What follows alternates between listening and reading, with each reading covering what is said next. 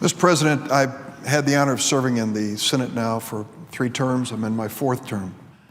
And I've been on the Senate floor a major part of my public life and witnessed a lot of things that have occurred here and remember quite a few of them.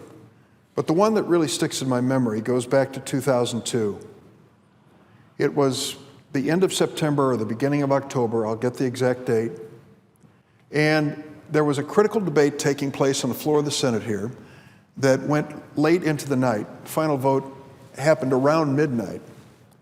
The question was whether the United States should be authorized to invade Iraq. I remember that debate because we were still reeling from the tragedy of 9/11. We were still determined to keep America safe. We worried about our vulnerabilities and our strengths.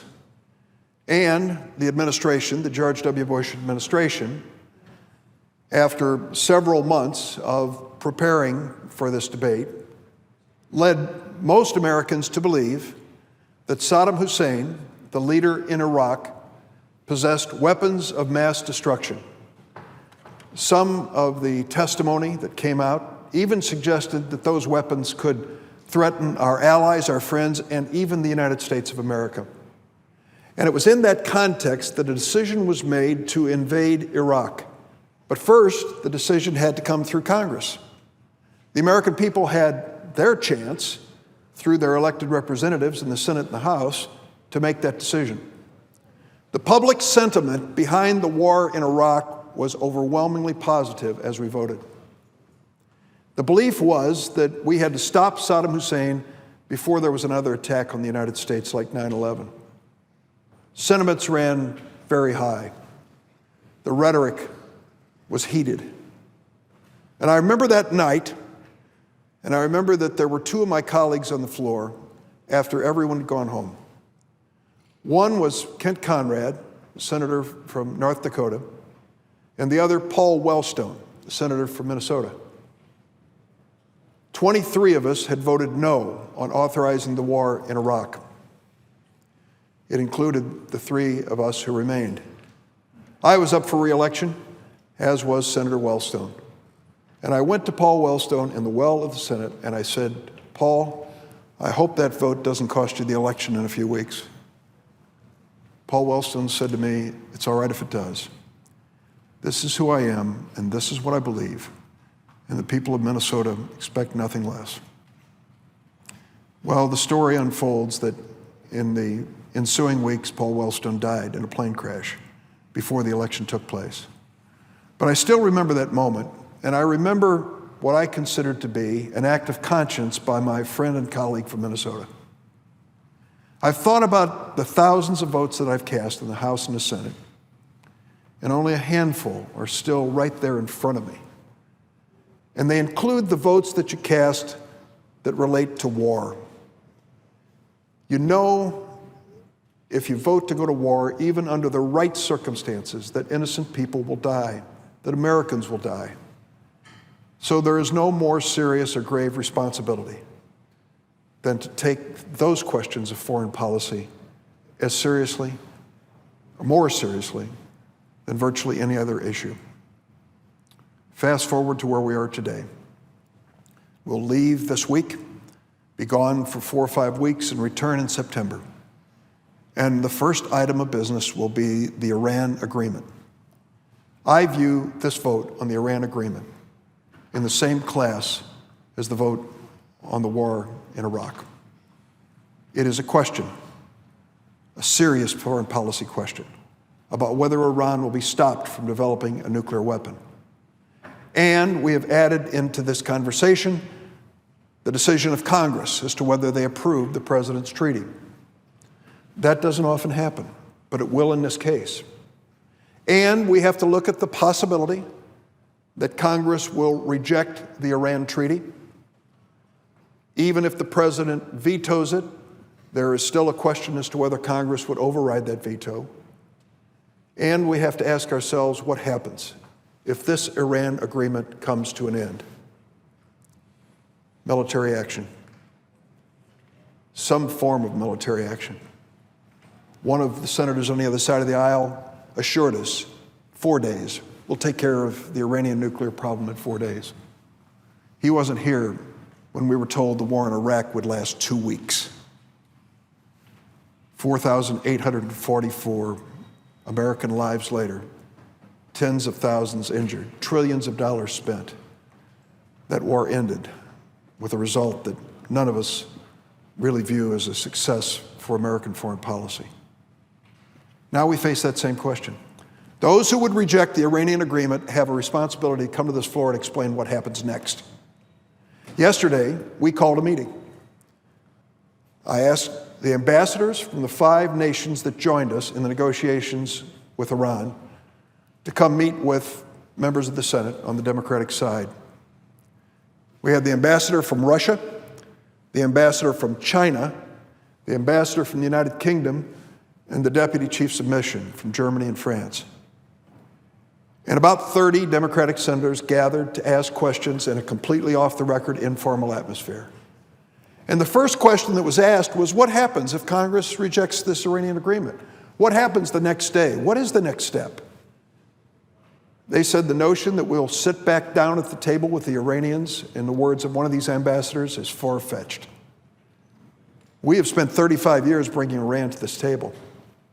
These nations joined us in an effort to try to stop Iranians from developing a nuclear weapon. These nations are satisfied that what we have put together is an agreement and a treaty, that is verifiable with inspections.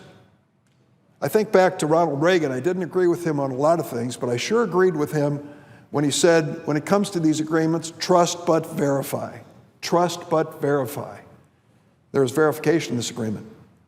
The IAEA, which is the United Nations group that inspects atomic facilities around the world, is tasked with inspecting and reporting and continuing to investigate Iran throughout the life of this agreement.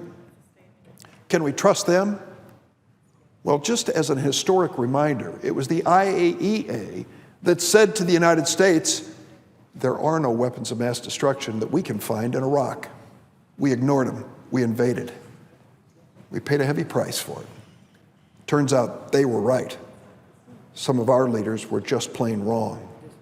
So the agency has credibility, it has a track record, and it is authorized under this agreement to move forward.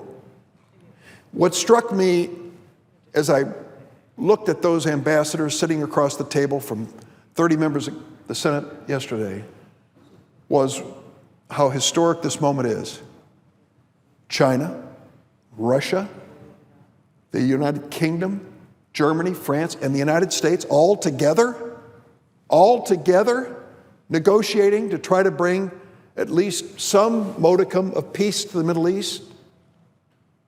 Some of the statements that were made were compelling. A statement from the German side. The gentleman who was there said, I won't go into the history of Germany, you know it well, but I will tell you, we are more committed to the survival of Israel than any nation in Europe. Any student of history knows exactly what he was speaking of. And now we have an opportunity to turn to diplomacy to avoid the military and to avoid war. And what do we find?